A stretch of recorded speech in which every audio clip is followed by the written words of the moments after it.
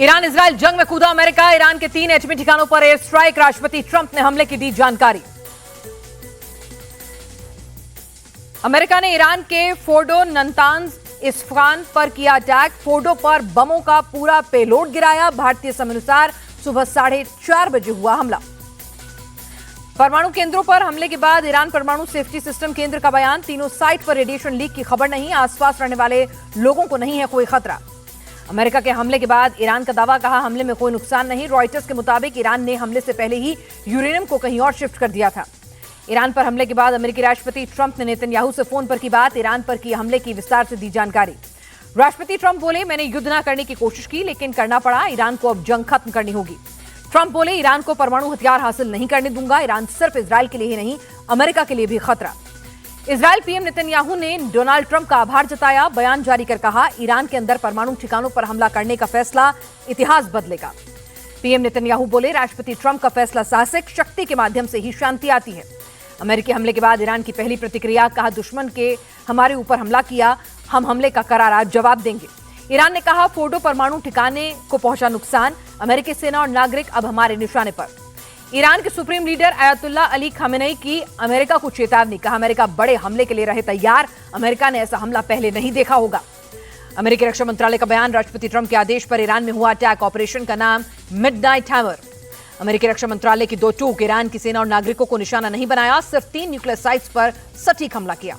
Iran पर अमेरिकी हमले को लेकर यूएन महासचिव एंटोनियो गुटेरेस का बयान, बोले ईरान पर अमेरिकी हमला चिंताजनक, हमला अंतर्राष्ट्रीय शांति और सुरक्षा के लिए है खतरा। हमास ने ईरान पर अमेरिकी हमले की कड़ी निंदा की, कहा ईरान पर अमेरिकी हमला निंदनीय। अमेरिका ने अंतर्राष्ट्रीय कानूनों का उल्लंघन किया, यह शांति और सुरक्षा के लिए खतरा।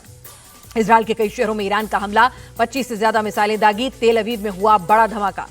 तेल अवीव में इजरायली डिफेंस सिस्टम ने ईरान की कई मिसाइलों को इंटरसेप्ट किया। कई जगहों पर बजा सायरन। हाइफा में भी ईरान ने बैलिस्टिक मिसाइल दागी। कई दूसरे शहरों में भी हवाई हमले के सायरन बजे। इजरायल के नेज़ियोनो में ईरान का मिसाइल अटैक, कई घर हुए तबाह। रूस ने अमेरिकी हमले को गैर जिम्मेदाराना बताया, कहा राष्ट्रपति पुतिन की अमेरिकी राष्ट्रपति ट्रंप से बातचीत का कोई प्लान नहीं है। ईरान के राष्ट्रपति पेजेश्कियन ने पीएम मोदी से की बात। अमेरिकी हमले और उसके बाद हुई स्थिति पर अपडेट दी। पीएम मोदी ने राष्ट्रपति पेजेश्कियन से हमले पर जताई चिंता, बातचीत से युद्ध खत्म करने की दी सलाह। गृह मंत्री अमित शाह के बयान पर बिहार में सियासी बवाल। बिहार बीजेपी चीफ दिलीप जायसवाल बोले, अमित शाह ने ऐसा नहीं कहा कि चुनाव बाद सीएम का चेहरा तय होगा। आरजेडी नेता मनोज झा बोले, अमित शाह शब्दों के चयन में बहुत माहिर हैं। उनके बयान का मतलब है चुनाव बाद क्या होगा पता नहीं।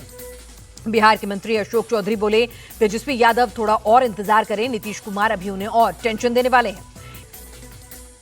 बिहार कांग्रेस के नेता अखिलेश प्रसाद बोले, सीएम नीतीश ने पेंशन की राशि बढ़ाई है, जनता जानती है उन्होंने ऐसा क्यों किया है।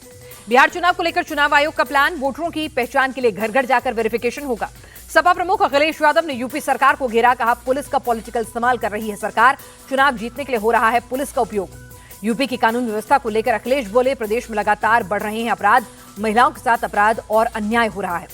छत्तीसगढ़ के रायपुर में गृह मंत्री अमित शाह ने राष्ट्रीय फोरेंसिक विज्ञान विश्वविद्यालय और केंद्रीय फोरेंसिक विज्ञान प्रयोगशाला की रखी आधारशिला। अमित शाह बोले, सीएम साय और प्रदेश के गृह मंत्री विजय शर्मा के नेतृत्व में एंटी नक्सल ऑपरेशन में आई तेजी। अमित शाह ने अपने वादे को दोहराया, कहा अगले साल 31 मार्च तक देश से नक्सलवाद का नामो निशान मिटा देंगे।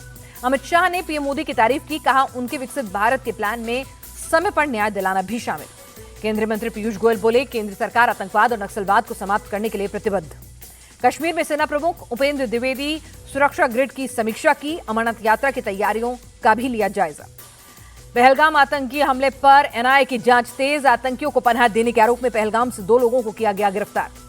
यूपी के मंत्री एके शर्मा ने लखनऊ में वेस्ट मैनेजमेंट प्लांट का किया उद्घाटन, कहा शहर में रोजाना 2000 टन कूड़ा इकट्ठा होता है, तीसरे यूनिट की जरूरत इसीलिए पड़ी। अहमदाबाद प्लेन क्रैश में मारी गई क्रू मेंबर को इंफाल इंटरनेशनल एयरपोर्ट पर दी गई श्रद्धांजलि। एयर इंडिया के कर्मचारी भी हुए शामिल। चंडीगढ़ से लखनऊ जाने वाली इंडिगो की उड़ानें रद्द, तकनीकी खराबी के चलते फ्लाइट कैंसिल।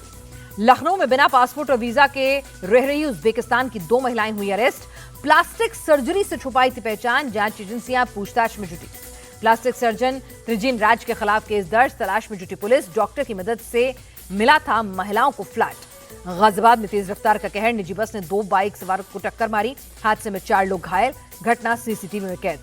मध्य प्रदेश के छतरपुर में दबंगों का कहर, दिन दहाड़े महिला और उसके 2 बच्चों का अपहरण, रोकने आए महिला के पति पर की फायरिंग। बद्रीनाथ धाम जाने वाले श्रद्धालुओं से चमोली पुलिस की अपील, अलकनंदा नदी के पास ना जाएं, जल स्तर लगातार बढ़ रहा है। लखनऊ समेत यूपी के कई जिलों में भारी बारिश, गर्मी से लोगों को मिली राहत। बंगाल के घाटल इलाके में लगातार हो रही बारिश से बाढ़ जैसे हालात, लोगों के घरों में घुसा पानी। अमृतसर में बदला मौसम का मिजाज, शहर के कई इलाकों में हुई बारिश, लोगों को गर्मी से मिली राहत।